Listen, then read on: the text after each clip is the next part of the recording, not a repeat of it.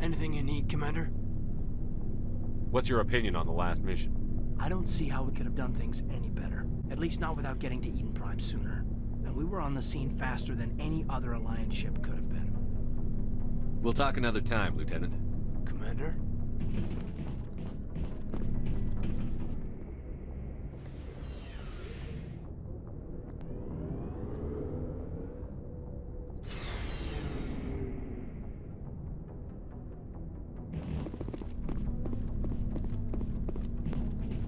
Thanks for bringing me on board, Commander. I knew working with the Spectre would be better than life at CSEC. Have you worked with a Spectre before? Well, no, but I know what they're like. Spectres make their own rules. You're free to handle things your way. At CSEC, you're buried by rules. The damn bureaucrats are always on your back. For the most part, the rules are there for a reason. Maybe. But sometimes it feels like the rules are only there to stop me from doing my work. If I'm trying to take down a suspect, it shouldn't matter how I do it, as long as I do it.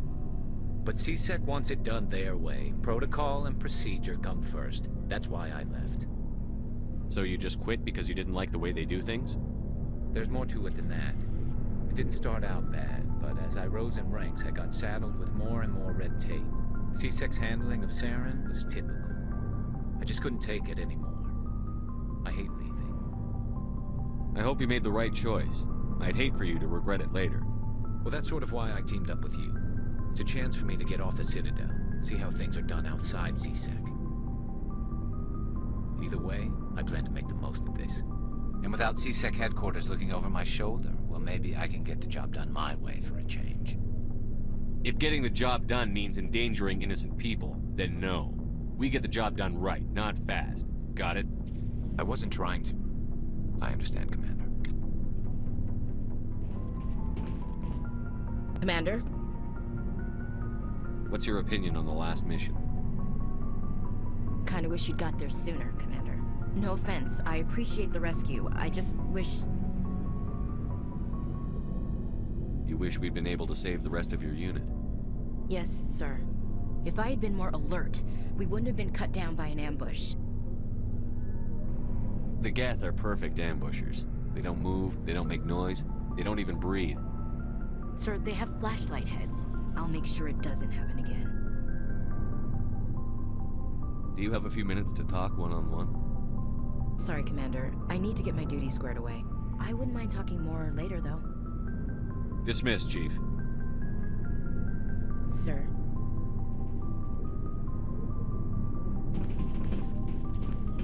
Nice ship you've got, Shepard. What can I do for you? What's your story, Rex? There's no story. Go ask the Quarian if you want stories. You Krogan live for centuries. Don't tell me you haven't had a few interesting adventures. Well, there was this one time the Turians almost wiped out our entire race. That was fun. I heard about that. You know, they almost did the same to us. It's not the same. It seems pretty much the same to me. So your people were infected with a genetic mutation?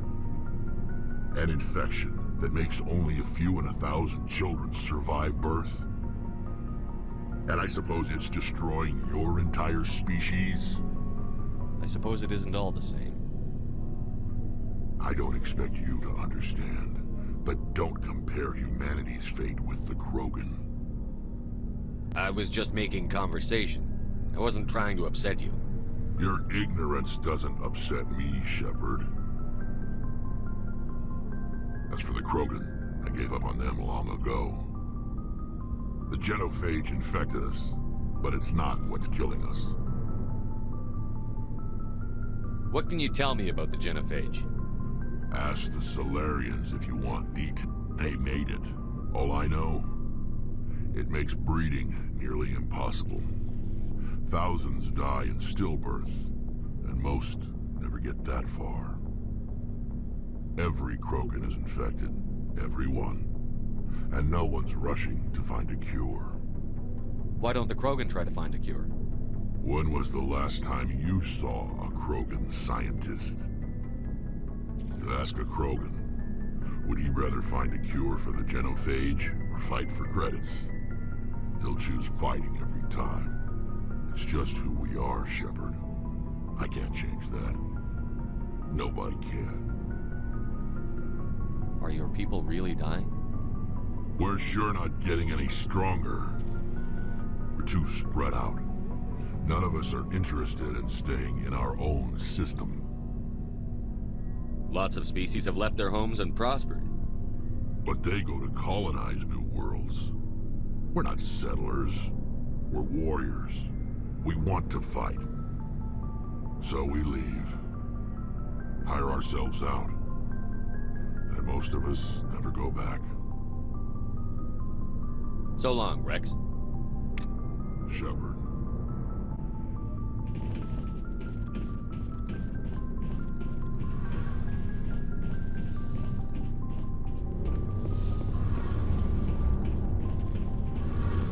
Your ship's amazing, Shepard. I've never seen a drive core like this before. I can't believe you were able to fit it into a ship this small. I'm starting to understand why you humans have been so successful. I had no idea Alliance vessels were so advanced. The Normandy's a prototype. Cutting-edge technology. A month ago, I was patching a makeshift fuel line into a converted tug ship in the flotilla. Now, I'm sitting on board one of the most advanced vessels in Citadel space. I have to thank you again for bringing me along. Traveling on a vessel like this is a dream come true for me. I had no idea you found ship technology so interesting. It comes with being a Quarian. The migrant fleet is the key to the survival of my people. Ships are our most valuable resource. But we don't have anything like this. We make do with cast-offs and second-hand equipment. We just try to keep them running for as long as we can. Some of the fleet's larger vessels date all the way back to our original flight from the Geth. I can't believe your fleet's still using ships that are 3 centuries old. They're constantly being repaired, modified, and refitted. They aren't pretty, but they work. Mostly. We've tried to make ourselves as independent as possible on the flotilla. Grow our own food, mine, and process our own fuel. But some things we just can't make on our own. A patch to maintain the hull integrity requires raw materials we just don't have. That's why our pilgrimages are so important. I want to know more about the pilgrimage. When my people reach maturity, we leave our birth ships and seek acceptance with a new crew. It's necessary to maintain genetic diversity among the fleet. But no ship wants to accept someone who will be a burden on them. So, to prove our worth, we embark on a pilgrimage. We set out alone, leaving the flotilla and our families behind us. We only return once we have found something of value we can bring back to the fleet. This is presented as a gift to the captain of the respective ship we wish to join. If the gift is accepted, we are welcomed into the crew. Can a captain choose to reject the gift? That doesn't happen often. Most captains are eager to increase the size of their crew. It increases their own standing in our society. Even when a gift is not particularly valuable, the captain usually accepts it out of a sense of tradition. However, there is a stigma to presenting a substandard gift. It's not the best way to make a good impression on a new community. Most pilgrims don't return until they find something worthwhile. I want to talk about something else. Like what? Tell me about your people. Our lives aren't easy. Resources are scarce, and we are constantly on the move. Everything we do must in some way contribute to the continuation of the migrant fleet. There are 17 million Quarians in the flotilla, and each of us relies on the others for survival. The bonds among my people are strong. Unfortunately, we have had to surrender many of the freedoms and civil liberties other species take for granted. What kind of freedoms? Well, it's illegal for parents to have more than one child. If our population grows too much, it would strain our resources to their breaking point. Of course, we also can't allow our numbers to become too few. If our population is in decline, the rule against single births is temporarily repealed. In extreme cases of population decline, incentives are even offered to encourage multiple births. Though the Conclave hasn't had to take such measures in nearly a century. That's your government. The Conclave is our civilian branch of government. Each ship can elect a representative to serve on the Conclave and make decisions that affect the fleet as a whole. On matters that affect an individual ship, however, the captain has the final say. It's a tradition that dates back to the early days, when the fleet was governed by martial law. Fortunately, most captains nowadays are smart enough to have an elected council from their crew to give them advice and guidance. So the ultimate power rests with elected officials. In practice, the Conclave and the respective council for each ship tend to set the rules that govern our daily lives. But in theory, we are still under military jurisdiction. The 5 top-ranking military officials in the fleet serve on the Admiralty Board. These 5 have the power to overrule any decision by the Conclave in case of emergency. To do so requires unanimous agreement among the Admiralty, and they can only do this once. After that, the entire board must resign their posts. It's a safeguard that served us well. In nearly 3 centuries, the Admiralty Board has only overruled the Conclave 4 times. I want to know more about the Geth. I doubt I can tell you anything you don't already know. It's been almost 3 centuries since they drove my people into exile. All I know is the story of their origins. What they were when we created them, and how they turned on us. Interesting. The Geth were originally created to serve as an automated manual labor force. Initially, their intelligence was as limited as any VI. Over time, we made small modifications to their programming to allow them to perform more varied and complex tasks, bringing them closer and closer to true AI status. How come the Council didn't step in and stop you? This wasn't true AI research. We may have been skirting the bounds of the law, but we never did anything that was actually illegal. The changes were so insignificant, so gradual, that we were able to control them. Or so we thought. But one thing we underestimated was the power of the neural network. 1 million Geth thinking simultaneously created an inherently unstable matrix. So, the Geth share brain power? Many of the Geth's logic systems were designed to work in concert with other nearby Geth. Basically, the more of them you have in the group, the smarter they are. So there's some sort of group consciousness? No, nothing like that. They cannot share sensory data or information. Their programming cannot handle that much simultaneous input. Each Geth maintains an individual awareness and identity. The neural network only operates on a process-based level. It's basically the synthetic equivalent of a subconscious. But when they're in close proximity, they can coordinate low-level functional processes, freeing up more capacity for original or independent thought.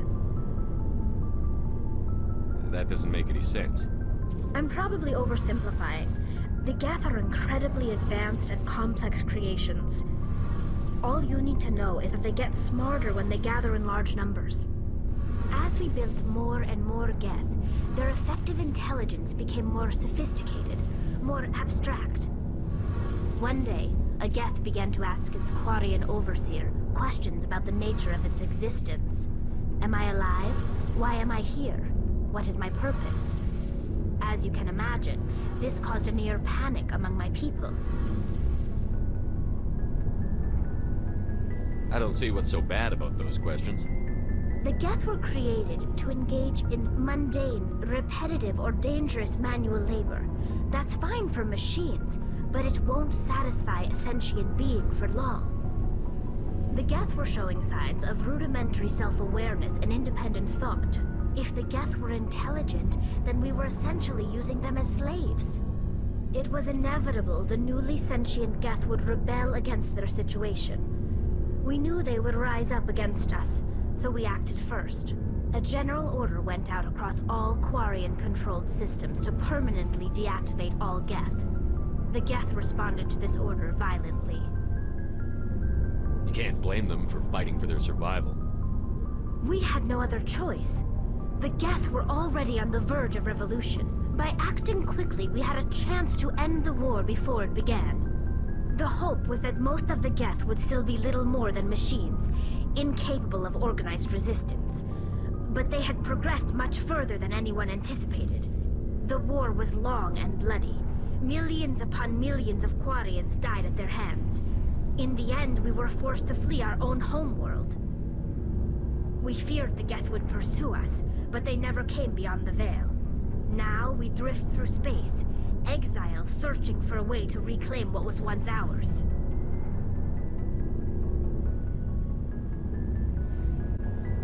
I should go. See you later. Hey, Commander, you know that Quarian, Tally? She's been spending all her time down here asking me about our engines. I'll tell her to leave you alone. What? No, she's amazing. I wish my guys were half as smart as she is. Give her a month on board and she'll know more about our engines than I do. She's got a real knack for technology, that one. I can see why you wanted her to come along. I figured she'd be a real asset to the team. You got an eye for Tally, Commander, but I'm guessing that's not why you came down here. I want to know more about the Normandy. She's the best ship I've ever served on, probably the fastest vessel ever designed. And she's the only one using the new Tantalus drive core. What's so special about the Tantalus drive core? Proportionally, it's about twice the size of any other vessel. Not only are we faster, but we can run at FTL speeds longer before we have to discharge the core. Fill me in on the IES stealth systems. How does it work exactly? You can't hide a ship out in space. They emit too much heat and radiation. Too easy for sensors to pick them up, unless you find a way to capture those emissions. So our stealth systems trap the energy we give off in storage sinks built into the ship itself. No emissions to give away our location. Eventually the sinks have to be vented. More than a few hours silent running and they overheat. Cook us inside our own hull. There's no way for anyone to detect us? A visual scan can still pick us up. Anyone looking out a window can see us plain as day. But you have to be pretty close to get an actual visual out in space. Most vessels rely on scanners. As long as the stealth systems are engaged, they can't see us. Not unless we accelerate to FTL speeds. Why doesn't it work with faster-than-light travel? Cranking up to FTL blue shifts our emissions, pushes them into frequencies too high to capture in the sinks. As soon as we make the jump, it's like setting off a flare. Sensors can pick up our location whenever we enter or exit FTL flight, but for short-range missions, our stealth systems are amazing, and we've got the only one. Where else have you served, Adams? If you name a class of Alliance ship, I've probably served on it. Everything from dreadnoughts and carriers right down to frigates like the Normandy.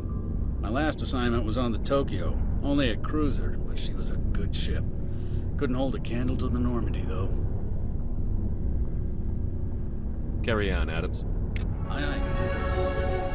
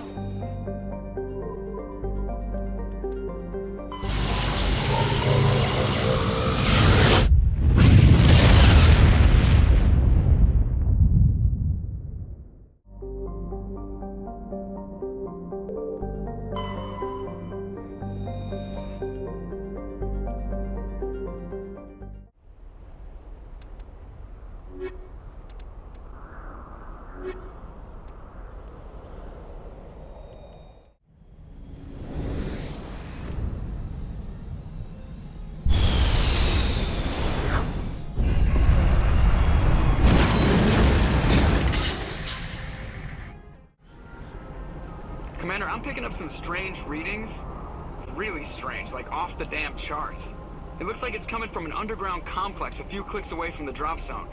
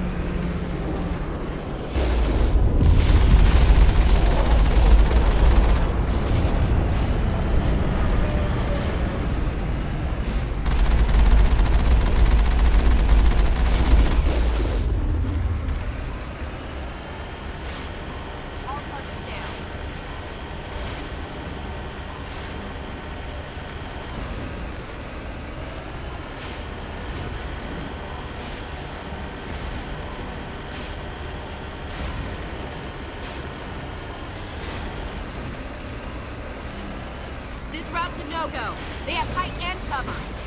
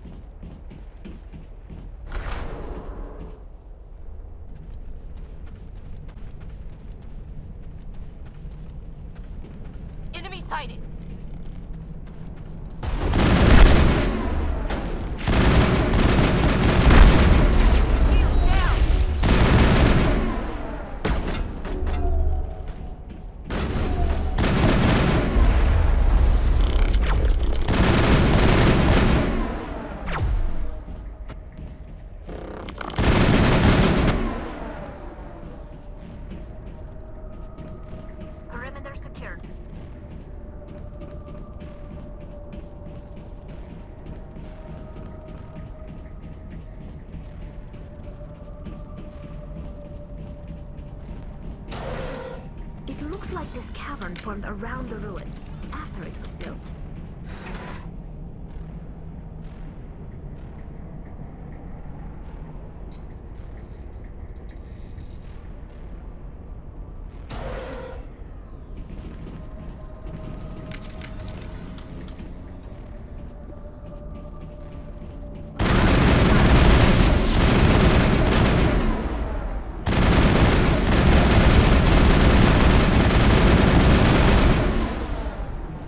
Prothean's built to last.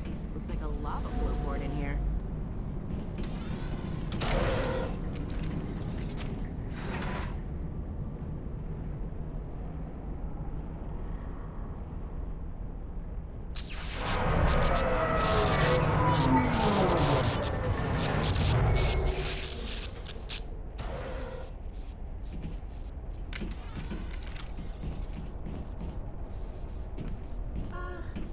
Hello? Could somebody help me? Please?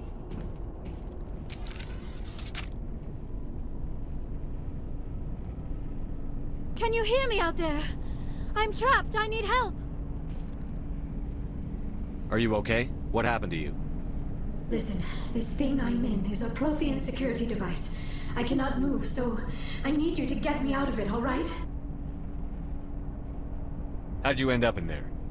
I was exploring the ruins when the Geth showed up, so I hid in here. Can you believe that? Geth beyond the veil! I activated the tower's defenses. I knew the barrier curtains would keep them out. When I turned it on, I must have hit something I wasn't supposed to. I was trapped in here. You must get me out, please! Your mother is working with Saren. Whose side are you on? What? I am not on anybody's side. I may be Benezia's daughter, but I'm nothing like her. I have not spoken to her in years. Please, just get me out of here. We just need to figure some way past this energy field. It's a Prothean barrier curtain. I knew it would keep me safe from the Geth. When I turned it on, I must have hit something I wasn't supposed to. I was trapped in here. You must get me out, please. We'll find some way to help you. There is a control in here that should deactivate this thing. You'll have to find some way past the barrier curtain. That's the tricky part. The defenses cannot be shut off from the outside. I don't know how you'll get in here. Be careful. There is a Krogan with the Geth. They have been trying different ways to get past the barrier.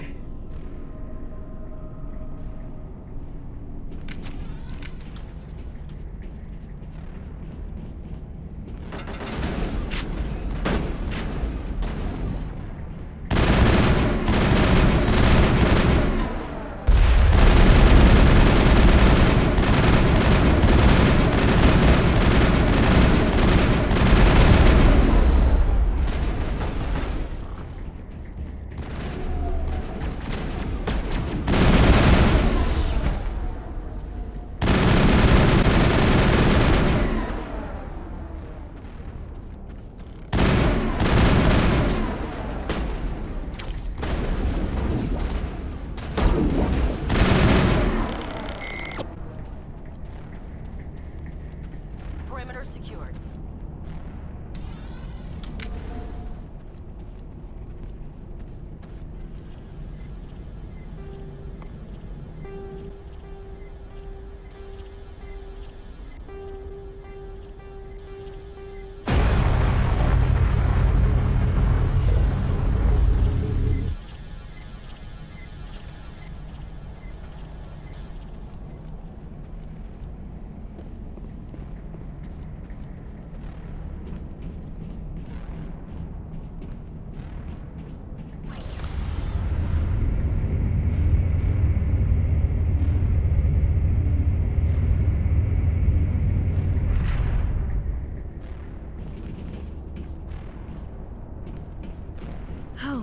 How did you get in here?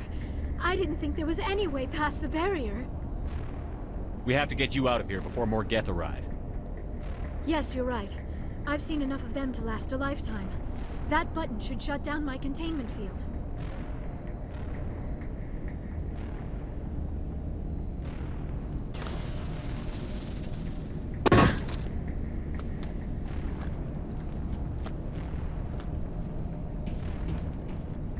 Any idea how we get out of this place? There is an elevator back in the center of the tower. At least I think it's an elevator. It should take us out of here. Come on! I still cannot believe all this. Why would the Geth come after me? Do you think Benezia's involved? Saren's looking for the conduit. Think fast, Miss Prothean expert. The conduit? But I don't know... What the hell was that? These ruins are not stable. That mining laser must have triggered a seismic event. We have to hurry. The whole place is caving in. Joker, get the Normandy airborne and lock in on my signal. On the double, mister. Aye, aye, Commander. Secure and away. ETA 8 minutes. He needs to move faster.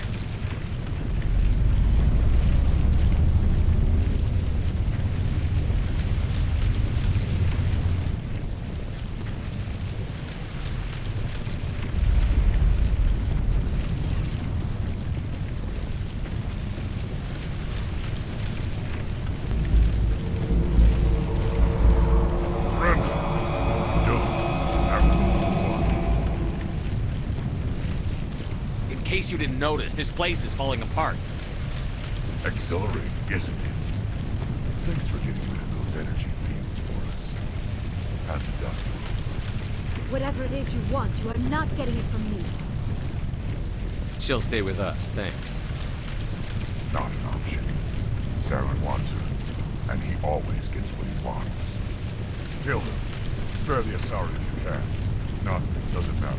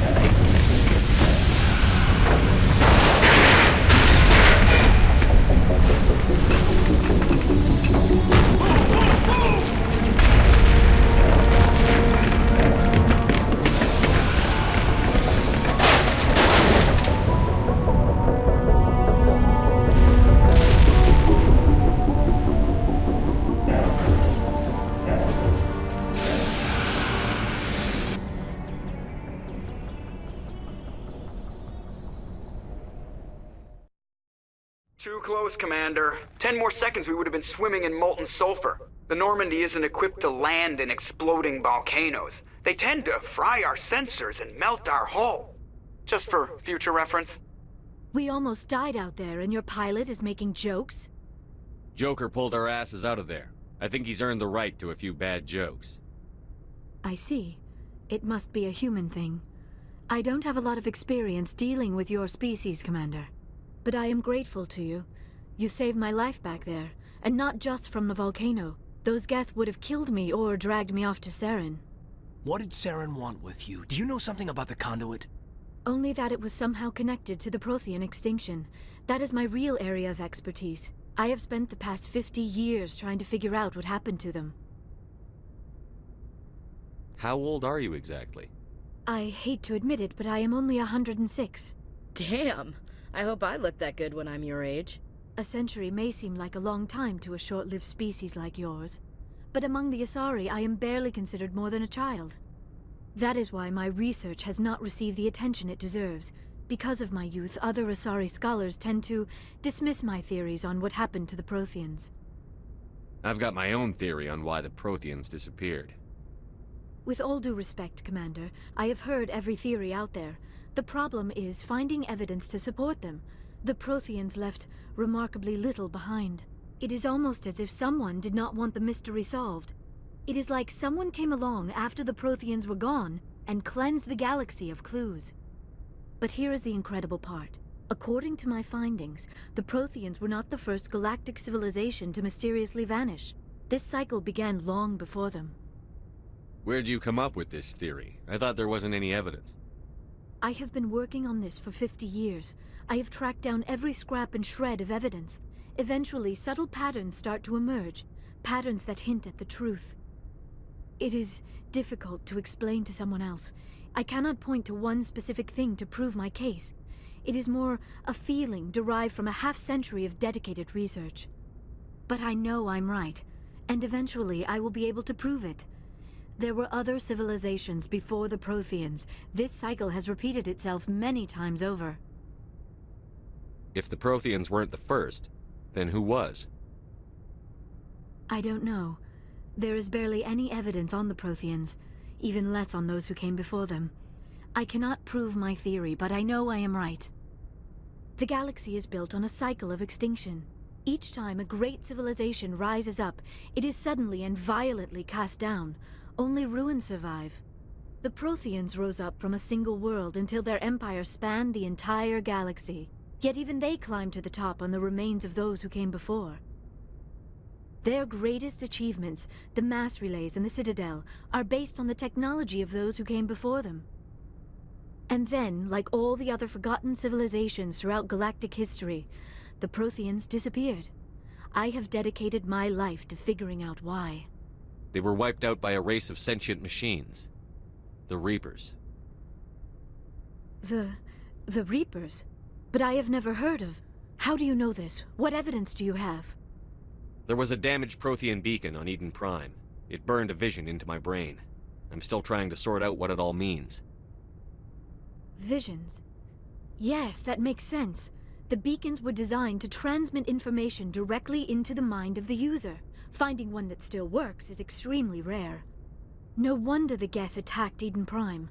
The chance to acquire a working beacon, even a badly damaged one, is worth almost any risk. But the beacons were only programmed to interact with Prothean physiology. Whatever information you received would have been confused, unclear. I am amazed you were able to make sense of it at all. A lesser mind would have been utterly destroyed by the process. You must be remarkably strong-willed, Commander. Okay, this isn't helping us find Saren or the conduit. Of course, you're right. I am sorry, my scientific curiosity got the better of me.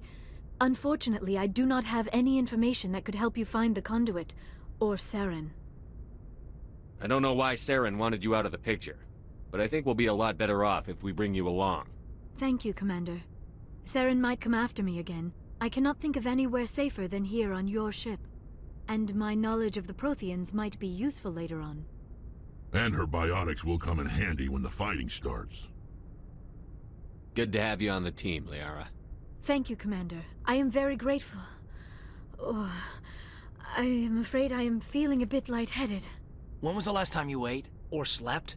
Dr. Chakwa should take a look at you. It is probably just mental exhaustion, coupled with the shock of discovering the Protheans' true fate. I need some time to process all this. Still, it could not hurt to be examined by a medical professional. It will give me the chance to think things over. Are we finished here, Commander? We can talk again after you've seen the doctor. The rest of you, dismissed. Mission reports are filed, Commander. You want me to patch you through to the Council? Patch him through, Joker. Setting up the link now, Commander. We've received your report, Commander. I understand Dr. Tassoni is on the Normandy. I assume you're taking the necessary security precautions. Liara's on our side. The Geth were trying to kill her. Benezia would never allow Saren to kill her daughter. Maybe she doesn't know. Or maybe we don't know her. We never expected she could become a traitor. At least the mission was a success. Apart from the utter destruction of a major Prothean ruin. Was that really necessary, Shepard? The Geth were crawling all over those ruins. We were lucky to make it out alive. Of course, Commander. The mission must always take priority. Good luck, Commander. Remember, we are all counting on you.